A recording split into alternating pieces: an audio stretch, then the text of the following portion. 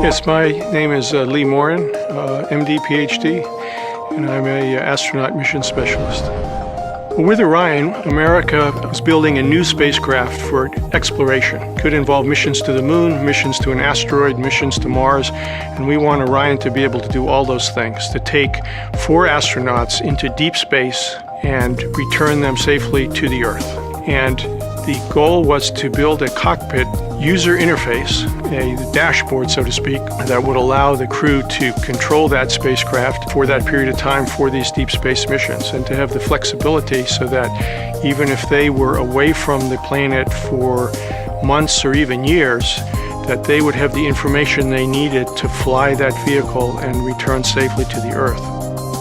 And the concept was to go with a glass cockpit, and what that means is that the instruments are all images on a computer screen. They are all on the glass. So rather than flipping a physical switch, the crew brings up a computer screen and flips a virtual switch, a little icon of a switch or icon of a valve.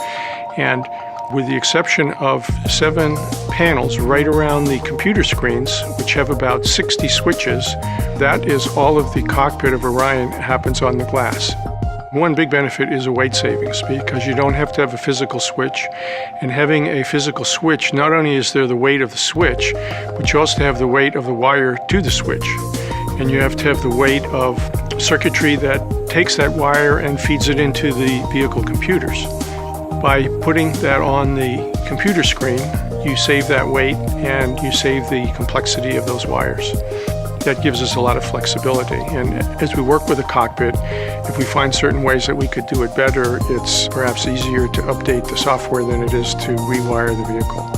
It's been very exciting to see the Orion and the cockpit come together, and to see the computer software that I've helped write and my colleagues have been writing come together. And I think that these are the screens that the first crew that goes to an asteroid will be looking at to help them control the vehicle.